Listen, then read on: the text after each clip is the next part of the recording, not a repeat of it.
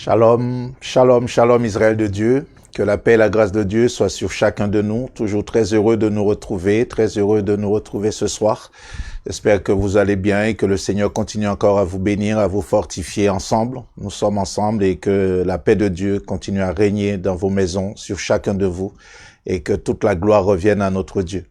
Merci Seigneur pour cet instant. Donc ce soir, nous allons voir ensemble, nous allons parler du royaume de Dieu, donc le royaume de Dieu. Donc vraiment, donc il y aura tellement à dire sur le royaume de Dieu, mais nous allons voir vraiment comment c'est important pour nous de connaître le royaume de Dieu, comment c'est important pour nous de savoir ce que c'est le royaume de Dieu. Là, nous procure en fin de compte. Donc, ensemble, dans le livre de Chroniques, dans 1 Chronique 29, nous allons faire une lecture. Donc, si tu n'as pas la Bible, donc tu peux suivre sous l'écran. Mais je t'invite vraiment, pendant les émissions, de te procurer de ta Bible de façon pour noter ne serait-ce que les références. Et tu regarderas après parce que l'émission dure pas longtemps. Mais après, tu auras tout le temps pour chercher et vérifier les références. Voilà, donc n'oubliez pas vraiment de partager le lien avec vos proches pour qu'ils puissent aussi se connecter avec nous ensemble, pour qu'on puisse continuer à servir Dieu ensemble. Alors donc, je nous disais dans 1 Chronique 29, à partir du verset 10, il est écrit que David bénit l'Éternel en présence de toute l'assemblée. Il dit « Béni sois-tu d'éternité en éternité, éternel Dieu de notre Père Israël, à toi, éternel, la grandeur, la force et la magnificence, l'éternité et la gloire, car tout ce qui est au ciel et sur la terre t'appartient. À toi, éternel, le règne, car tu t'élèves souverainement au-dessus de tout. » Amen. Tu t'élèves souverainement au-dessus de tout. Verset 12, il dit, « C'est de toi que viennent la richesse et la gloire, c'est toi qui domines sur tout, c'est dans ta main qui sont la force et la puissance, c'est ta main qui a le pouvoir d'agrandir et d'affermir toutes choses. Maintenant, ô notre Dieu, nous te louerons et nous célébrons ton nom glorieux. Amen. » Amen. Nous allons garder les versets 12 et 13. Donc vraiment, donc je nous disais que le royaume de Dieu, nous allons parler ce soir. Donc il est important pour nous de savoir que on peut pas vivre dans le royaume de Dieu ni avec la mentalité ni avec la nature humaine. Amen. Donc il faut vraiment voir différemment. On ne peut pas déjà rentrer dans le royaume de Dieu si nous sommes tels que nous sommes. C'est un royaume. Il faut savoir que Dieu a toujours dirigé, gouverné son peuple. C'est lui qui était roi jusqu'à ce que dans le livre de Samuel, on nous dit donc, un moment, Samuel, donc, il est vieux, donc, le peuple, donc, s'impatiente, il veut faire comme toutes les nations, donc, ils vont demander un roi. Et donc, c'est de là que ils vont mettre Saül. Après, donc, il y aura David, le roi David, qui sera un roi selon le cœur de Dieu, un homme selon le cœur de Dieu. Donc, il faut savoir que jusque-là, c'est Dieu qui était roi sur son peuple, qui dirigeait son peuple, qui a donné la loi à son peuple et qui conduisait son peuple. Et dans Matthieu chapitre 2, les versets 1 à 6, nous allons revenir après dans Chronique pour avancer. Il dit dans Matthieu chapitre 2, à partir du verset 1er, il est dit que Jésus étant né donc à Bethléem, en Judée, au temps du roi Hérode, voici des mages d'Orient arrivèrent à Jérusalem et dirent, où est le roi des Juifs qui vient de naître? Car nous avons vu son étoile en Orient, et nous sommes venus pour l'adorer. Verset 3, le roi Hérode ayant appris cela fut troublé et toute Jérusalem avec lui. Il assembla tous les principaux sacrificateurs et les scribes du peuple et il s'informa auprès d'eux où devait naître le Christ. Verset 5 et 6, il dit ceci, car ils lui dirent à Bethléem en Judée, car voici ce qui a été écrit par le prophète. Et toi, Bethléem, terre de Juda, tu n'es certes pas la moindre entre les principales villes de Juda, car de toi sortira un chef qui paîtra Israël, mon peuple. Amen. Donc, voyez, donc c'est la naissance de Christ, donc c'est la naissance de notre Sauveur, le Messie. Donc c'est le roi, c'est lui qui vient. Donc je nous disais, si on peut revenir dans 1 Chronique 29, on va garder les versets 12 et 13.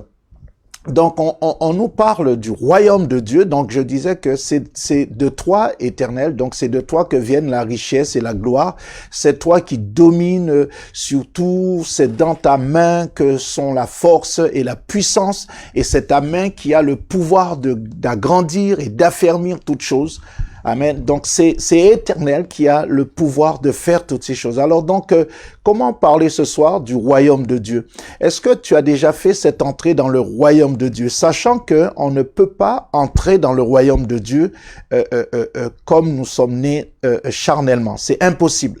Pourquoi? Parce que c'est deux natures différentes, c'est deux vies différentes. Là où nous pensons que nous allons pouvoir entrer dans la dimension spirituelle, la dimension que Dieu veut qu'on rentre, eh bien, on ne pourra pas parce qu'on va servir Dieu avec une mentalité humaine. C'est pas forcément la bonne chose, voyez? Donc, c'est pour cela qu'il faut comprendre que dans le royaume de Dieu, les choses ne sont pas du tout pareilles que dans ce royaume ici-bas. Amen. Donc Dieu, comme j'aime à le dire, Dieu n'est pas là pour arranger pour nous nos affaires, il est là pour nous donner une vie nouvelle. Et vous savez, si un jour tu rentres dans une famille ou tu te fais rentrer dans une famille, je dirais des gens très fortunés, des gens très riches, des gens qui ont les moyens de vraiment les moyens financièrement, matériellement dans tous les domaines comme ça, eh ben tu verras que tu seras surpris de voir que certaines choses que tu as, qu'on te procure et que tu n'as pas l'habitude, ça va t'étonner. Peut-être que tu vas voir rien que le petit déjeuner, ça va être quelque chose de grandiose. Le déjeuner encore pire, je sais pas. Donc les choses vont être tellement grandioses, donc tu vas demander à faire une balade, tu vas monter dans une voiture dernier cri, donc il y aura des choses comme ça. Pourquoi? Parce que c'est cette famille-là, cette personne-là, c'est sa richesse, c'est sa fortune, si vous voulez, c'est sa gloire entre guillemets que tu es en train de vivre. Et donc, ce qu'il faut te dire, c'est tout à fait normal pour cette personne de vivre cela. C'est tout à fait normal. C'est toi qui seras un petit peu dérangé ou stupéfait ou émerveillé tout le temps. Vous savez que dans le royaume de Dieu, c'est une question de condition. Vous voyez, c'est une question de condition. Est-ce que tu t'es déjà conditionné à vivre dans le royaume? Comment tu vois le royaume de Dieu? Alors donc, dans Jean chapitre 3, nous allons lire deux versets, le verset 3 et le verset 5. Jean chapitre 3, le verset 3 dit, Jésus lui répond, donc à Nicodème, il lui dit, en vérité, je te le dis, si un homme ne naît de nouveau, il ne peut voir le royaume de Dieu. Vous voyez, donc si un homme ne naît de nouveau, il ne peut le voir. Et le verset 5, il lui répète encore, il lui dit, en vérité, je te le dis, si un homme ne naît d'eau et d'esprit, il ne peut entrer dans le royaume de Dieu. Vous voyez, donc premièrement, on va revenir au verset 3, il dit que si un homme ne naît de nouveau. Et donc, vous savez, cette nouvelle naissance, c'est dans tous les domaines. Il faut savoir que dans le royaume de Dieu, pour entrer là, il faut vraiment avoir cette nouvelle naissance. C'est-à-dire que de ne plus penser pareil. Ce que tu connais qui est terrestre, les mots ne sont plus pareils. Rien qu'un exemple, le mot, par exemple, mort. Vous voyez, ce mot mort, par exemple, ça n'existe pas dans le royaume de Dieu. Le mot faible, ça n'existe pas non plus. Le mot pauvre, tous ces mots que nous connaissons comme ça, ces adjectifs que nous pouvons qualifier une personne, ça n'existe pas dans le royaume de Dieu. Au point que quand Jésus est arrivé pour Lazare, dans Jean 11, on lui dit que Lazare est mort. Il dit non, il est pas mort, il dort et je viens pour le réveiller. Vous voyez, donc c'est pas dans son vocabulaire, c'est pas dans sa nature, ni de voir quelqu'un qui souffre, ni de voir quelqu'un qui est malade. Rappelons-nous que on comprenait pas, les scribes, les pharisiens ne comprenaient pas pourquoi Jésus faisait des miracles, par exemple le jour du sabbat, et parce que Jésus pouvait pas être quelque part comme cette femme qui était courbée, cet homme qui avait la main sèche, ces personnes malades. Donc lui, il cherche toujours parce que c'est le bien, c'est un royaume un royaume de Dieu, c'est le royaume, Dieu est amour. Donc l'amour de Dieu sera toujours manifesté. Et quand Dieu est présent quelque part, il se passe de grandes choses. Amen. Donc c'est pour cela que c'est très important pour nous ce verset 3 de Jean chapitre 3 qui dit que il faut naître de nouveau. Et quand on parle de naissance de nouveau, donc Nicodème lui, il parle à Jésus en disant est-ce que je peux entrer à nouveau dans les seins de ma mère et naître? C'est pas ça que Jésus lui expliquait. Mais nous aussi aujourd'hui, nous devons savoir que cette nouvelle naissance, nous l'avons besoin. Notre manière de penser, notre manière de de faire beaucoup de choses. C'est la mentalité qu'il faut changer. Pourquoi? Parce qu'on va vouloir associer les choses qu'on connaît aux choses du royaume de Dieu. Il y a des choses des bagages qu'on n'en a pas besoin. Et la nouvelle naissance, cela va nous permettre de recommencer à zéro, en fin de compte. Et de dire, voilà, nous sommes dans ce royaume, voilà ce qu'on voit, voilà ce qu'on vit, voilà comment les choses se passent. Et ça, c'est très important pour nous, vraiment, aujourd'hui, de rentrer dans cette dimension-là. Parce que si on ne le fait pas, on va toujours vivre comme des personnes malheureuses, comme des personnes qui ne possèdent rien, comme des personnes qui n'ont rien. Et pourtant, nous avons tout pleinement. Amen. Nous avons tout pleinement. Et plus que jamais, nous devons vraiment vivre comme des gens du royaume de Dieu. Nous sommes gens du royaume de Dieu. Et ce royaume de Dieu aujourd'hui, donc actuellement, on va dire que le royaume de Dieu, et c'est quoi? Elle est composée de quoi? Ben c'est composé de tous les croyants, tous ceux qui sont nés de nouveau, tous ceux qui sont, je dirais, qui sont nés de nouveau. C'est ceux-là qui forment le royaume de Dieu. Donc c'est nous qui formons le royaume de Dieu. Donc ce royaume de Dieu est là aujourd'hui. Donc c'est le corps de Christ. C'est donc nous avons plus que jamais cette dimension-là, vraiment de présenter le royaume. Donc, comment tu vis ta vie de tous les jours? Comment tu vis le royaume de Dieu? Comment tu vis les choses? Donc, c'est très important pour nous. Et dans Jean chapitre 3, le verset 5, il est dit que si un homme ne naît si un homme ne naît de nouveau, d'eau et d'esprit, il ne peut entrer dans le royaume de Dieu. Donc, être déjà naître de nouveau, c'est changer la mentalité, penser autrement, vivre autrement. Ça, vraiment, je nous encourage à le faire. Quelqu'un ne peut pas le faire pour toi. Dis à celui qui capte toi, personne ne peut le faire pour toi. C'est à toi de prendre la décision. Parce que la Bible dit que celui qui croit, qui sera baptisé sera sauvé. Et il faut savoir que pour entrer là, il faut mourir en fin de compte. Mourir, faire mourir les choses du vieil homme, faire mourir les choses terrestres. Parce que on n'a pas besoin, on n'aura pas besoin de ces choses-là dans le royaume de Dieu. Comme je nous disais, il y a des mots qu'on ne trouvera plus: problème, maladie, mort, faiblesse, toutes ces choses-là, ce sont des mots négatifs et ces mots-là n'ont plus leur place dans le royaume de Dieu. Donc, on va apprendre à être positif. Ça va aller, tout va bien. Et ça, c'est vrai que c'est pas facile aujourd'hui. Quand quelqu'un te demande comment ça va, tu vas dire tout va bien. Bon, on va penser que tu es fou. Non, c'est une réalité, tout va bien. Amen, gloire à Dieu. Donc vraiment, pourquoi je nous disais ça? Parce que le royaume de Dieu, il est représentatif. Il faut que ce royaume soit représenté. Et qui peut représenter le royaume de Dieu? C'est nous les croyants. Nous qui sommes nés de nouveau, qui marchons dans la grâce et dans la présence de Dieu, nous devons faire valoir ce royaume ici-bas. Donc, vous voyez, ça passe par le comportement, ça passe par la mentalité, ça passe par beaucoup de choses. Donc, est-ce que tu es quelqu'un? Comment tu vois la chose? Comment aujourd'hui tu vis ta vie chrétienne? Comment aujourd'hui tu vois les choses? C'est pas un jugement. Donc nous devons nous poser la question, est-ce que c'est difficile? Je parle pas de la vie, je parle de ta vie chrétienne, ta relation, ta communion avec Dieu. Regardons, Jésus, il vient. Quelle situation que Jésus a trouvé qui était difficile pour lui? Quelle que soit la situation, il a été toujours là pour répondre. Il y avait un manque de nourriture, les gens mouraient de faim, il a multiplié, il y a eu des prodiges et des miracles. Il a ressuscité des morts, il a enseigné, il a apporté un changement pour ses contemporains, il a apporté un renouveau. Les gens même se posaient des questions, qui est donc celui-ci? Voyez donc son attitude, sa façon de parler, son comportement, donc apportait vraiment la présence du royaume de Dieu. Donc ce qui se passait là-haut, il y a des personnes vraiment qui l'ont vu de leurs yeux, qui ont été témoins de cela. Ces apôtres même, un jour, lui ont posé la question, mais qui es-tu donc, toi qui commandes même les éléments? Jamais ils avaient vu ces choses. Vous voyez donc, le royaume de Dieu, il y a une mentalité, un comportement, il y a une façon d'être, une façon de faire. Mais c'est pas tout dit aujourd'hui d'être chrétien. Nous sommes des témoins, nous sommes représentatifs, nous devons refléter quelque chose. Nous devons vivre vraiment la vie du royaume de Dieu. Donc cela passe par un changement radical, un changement de caractère, de comportement. Et je reviens sur la mentalité. Si tu es quelqu'un qui te diminue toujours, en tant que chrétien, vous voyez, souvent, on est là, on pense toujours qu'on n'a rien. On pense toujours que les choses sont difficiles. même si c'est difficile. Même si c'est difficile.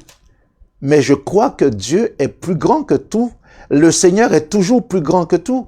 Vous savez, il y a pas longtemps, je recevais, je crois que c'est dans la semaine comme ça, je recevais un témoignage d'une sœur qui était passée nous voir et ça c'est dans mon bureau à Pantin. Donc vous voyez, donc on était en prière et elle est passée me voir pour m'exposer quelque chose, en gros un problème. Et ce jour-là on a prié, je vous dis, le Seigneur m'a permis de lui donner une parole. Et donc après, qu'est-ce qui s'est passé? Donc 8 ans après, elle m'envoie un message hier pour me dire vraiment, pasteur, Dieu a répondu. Et vraiment aujourd'hui, j'ai vu la main de Dieu et quelque chose qui traînait depuis très longtemps et regarde comment Dieu a fait de grandes choses. Et elle m'explique un peu comment Dieu l'a béni, comment le témoignage est grand. Donc tout cela veut nous dire que chacun de nous, c'est pas un exploit personnel, nous sommes un corps.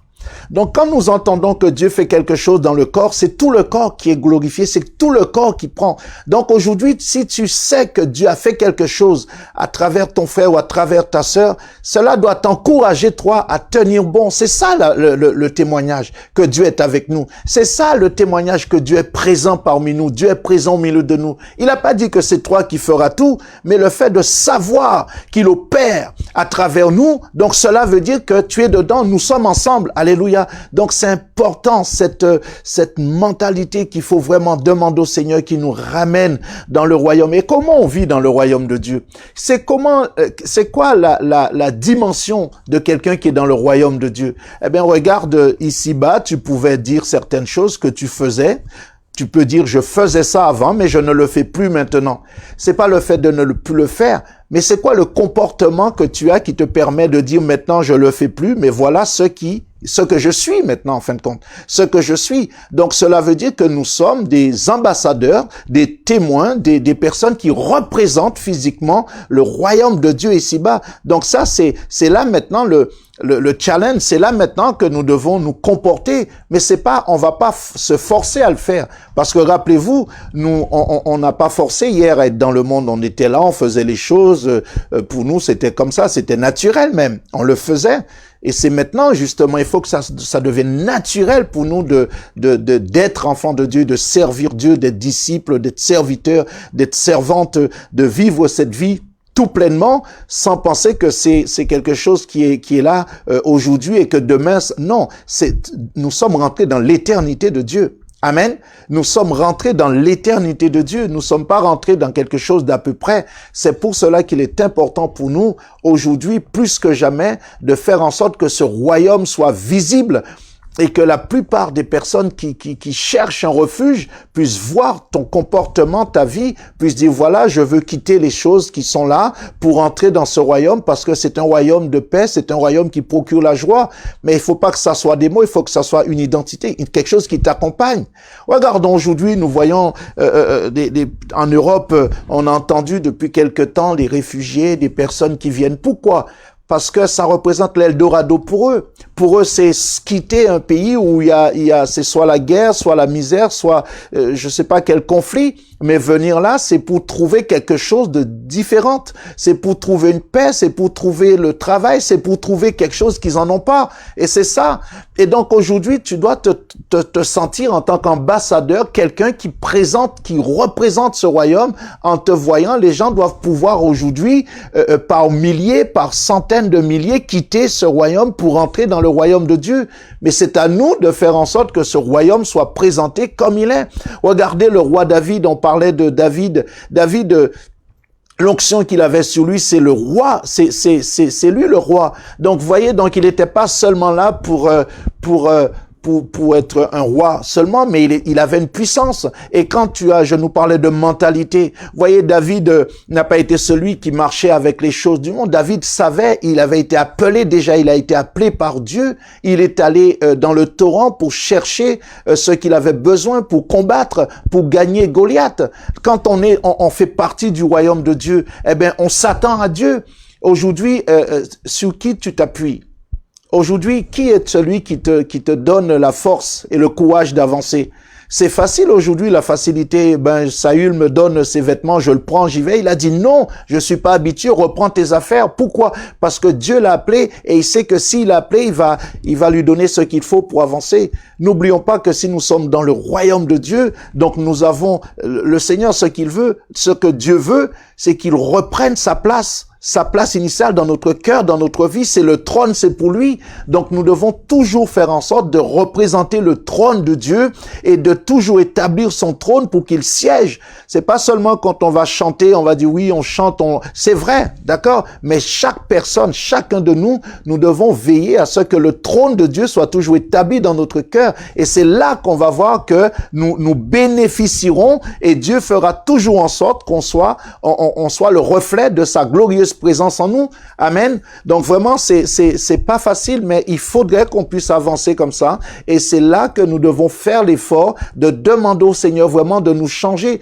de ne pas laisser nos pensées vraiment se corrompre, de ne pas nous laisser emporter par ce siècle présent, de ne pas nous laisser emporter par les événements. Nous devons croire en Dieu. Nous sommes dans le royaume.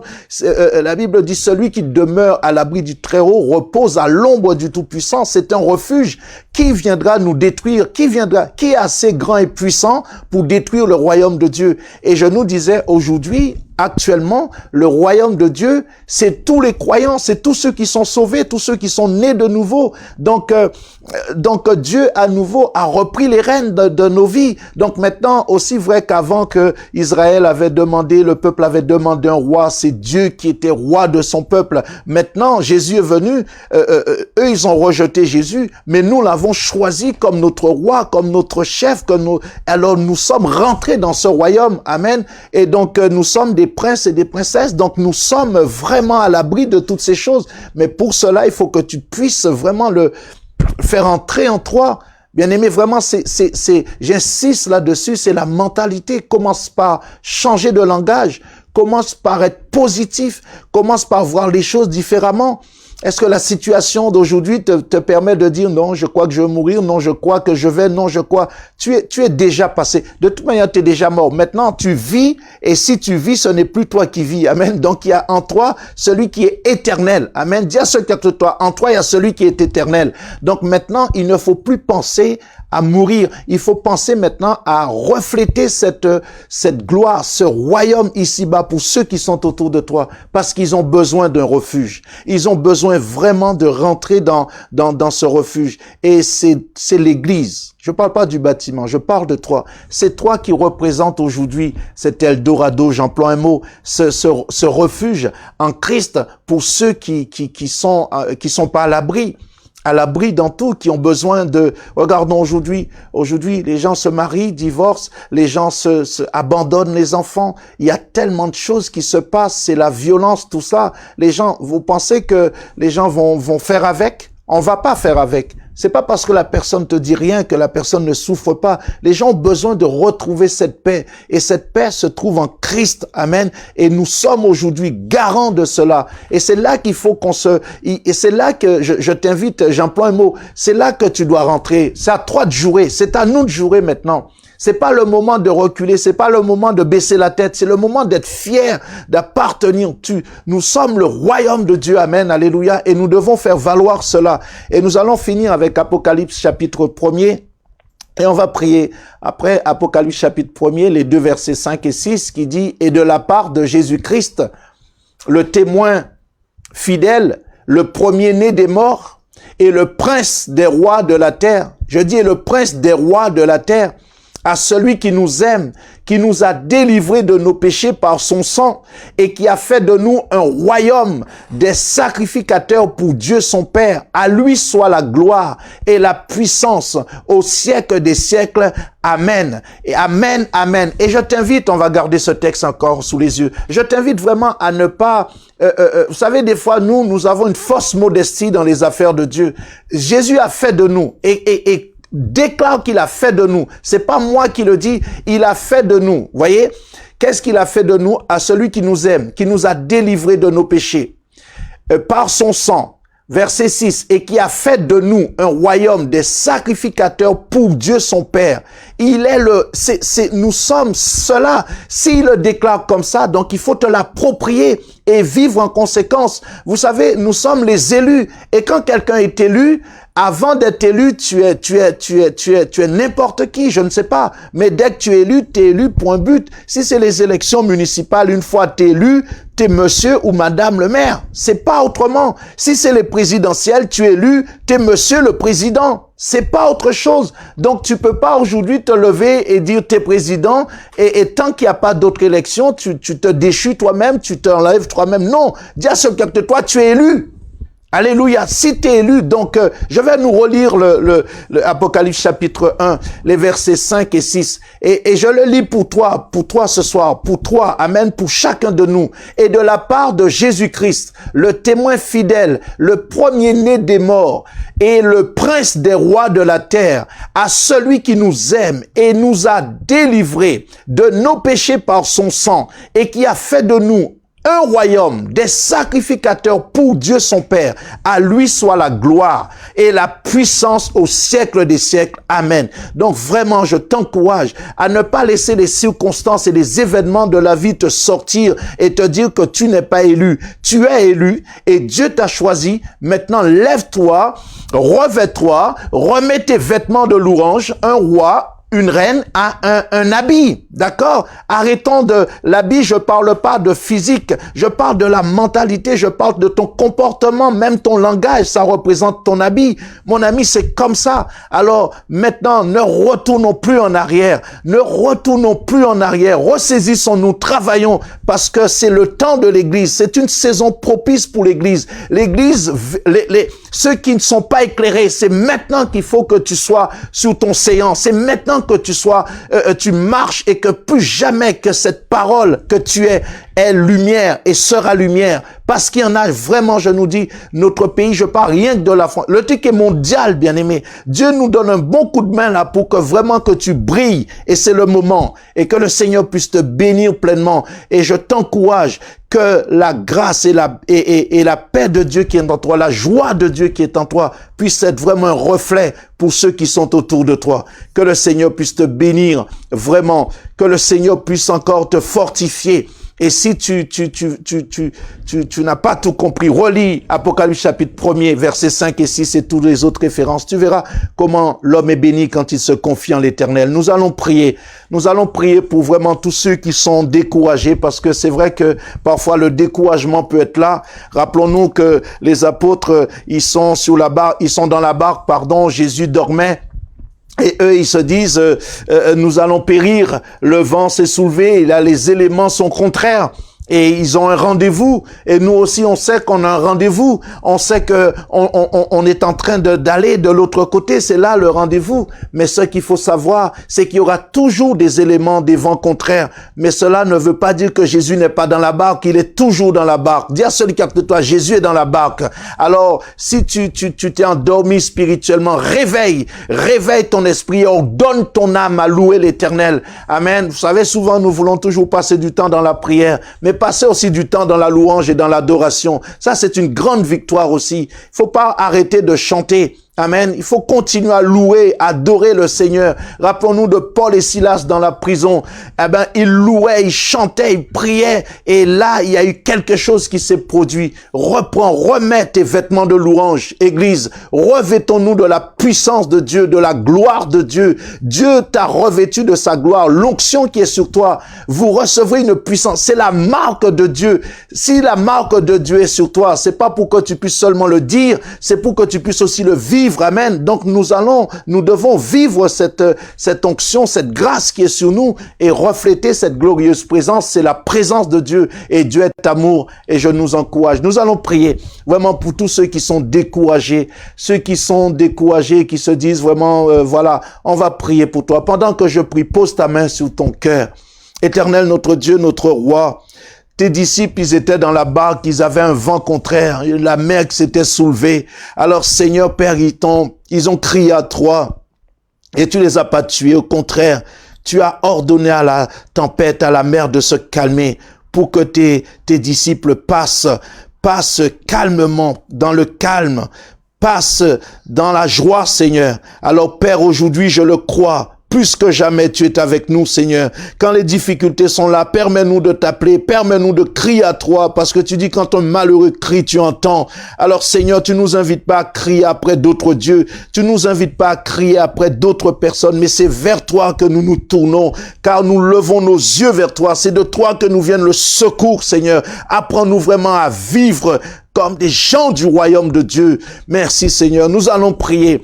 Nous allons prier vraiment pour tous ceux qui, vous savez, aujourd'hui, plus que jamais, la Bible dit que ta parole est une lampe, une lumière. Vous savez, nous sommes beaucoup, quand nous lisons la parole de Dieu, on dit on n'a pas compris.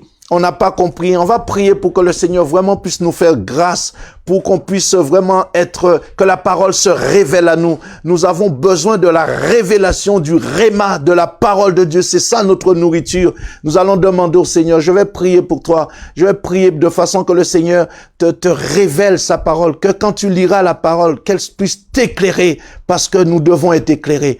Père, je te rends grâce ce soir pour mon frère, pour ma sœur, Seigneur. Tu vois, quand parfois on lit la parole et on ne comprend pas, ça arrive, Seigneur, ça arrive, mais aujourd'hui, tu veux nous éclairer. Tu veux nous éclairer. Parce que cet homme a dit à Philippe, mais de qui il est question? Je lis, mais je ne comprends pas. Alors, il a réclamé la lumière. Alors, Philippe lui a donné, Seigneur, je te demande vraiment ce soir d'éclairer ton peuple, de nous éclairer de façon quand on va lire un verset, un chapitre, qu'on puisse avoir les substances nécessaires pour que notre âme puisse grandir en toi, puisque notre être entier puisse grandir en toi, que ton Esprit Saint en nous puisse grandir, parce que c'est notre nourriture, ta parole, Seigneur, parce que nous le disons, donne-nous aujourd'hui notre pain quotidien, et la révélation, nous l'avons besoin, c'est notre quotidien. Je fais de ta révélation mon quotidien, Seigneur, pour grandir avec toi. Alléluia, gloire à ton nom, Seigneur. Je vais prier, nous allons prier pour tous ceux qui, si tu nous écoutes ce soir, tu entends le message peut-être pour la première fois et tu veux faire ce pas, tu veux donner ta vie à Jésus, alors pose ta main sur ton cœur, nous allons prier pour toi. Éternel notre Dieu, je te remercie pour cette décision. Je te remercie, Seigneur mon Dieu, pour cette prise de conscience. Vois cette personne, Seigneur mon Dieu, là où elle est, Seigneur, et tends ta main bénie, Seigneur. Et qu'elle se souvienne, Seigneur, que tu es mort pour lui. Que tu as, Seigneur mon Dieu, fait ton amour a été à son comble pour lui, Seigneur mon Dieu Père. En cet instant, je te loue, Père, du ciel, de la terre, de ce que, Seigneur mon Dieu Père, ton sang l'a lavé, le lave de tout son péché. Tout son péché lavé, purifié par ton sang précieux. Et tu lui as pardonné, Seigneur mon Dieu Père. Et aujourd'hui, Seigneur, tu l'accueilles dans tes bras d'amour. Et le Père te voit à travers de Christ, à travers du sang de son Fils. Il ne voit en toi autre chose que sa gloire. Alors tiens bon, si tu n'as pas encore une assemblée, cherche dans ton quartier, dans ta localité, une église. Va voir le pasteur et dis-lui que tu as fait ce pas. Et je te souhaite de grandir dans la maison du Seigneur. Que Dieu vraiment puisse nous bénir. Je prie. Si quelqu'un est malade ce soir, mets ta foi, place ta foi dans le Seigneur, place ta foi en Jésus-Christ. Père Saint, je te loue ce soir de ce que, Seigneur mon Dieu, tu opères, ce prodige, ce miracle dans la vie de cette personne, Seigneur. Tu lui accordes ta guérison divine, Seigneur mon Dieu, parce que dans ton amour, dans ton royaume, Seigneur, ça n'existe pas la maladie, mais tu es la guérison, tu es la résurrection, tu es la vie, Seigneur. Alors accorde la vie. Accorde la guérison, Père, au nom de Jésus-Christ. Amen. Amen. Que le nom de Dieu soit glorifié. Que la paix et la grâce de Dieu soient sur chacun de nous. Alors vivons le royaume de Dieu. Et n'oublie pas que Jésus a fait de nous un peuple, un royaume, des sacrificateurs pour Dieu. Alors vivons cela et que la paix de Dieu soit sur chacun de nous. Amen. Donc n'oubliez pas de passer le lien à vos connaissances. Donc vraiment partagez le lien et que vraiment ceux qui ne connaissent pas le Seigneur puissent entendre parler de lui afin que le nom de Dieu soit glorifié. Allez, que le nom de Dieu soit glorifié. À très bientôt. Restez bénis.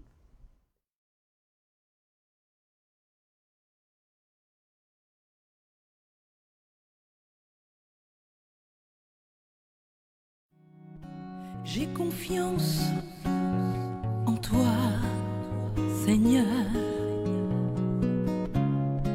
Tu es avec moi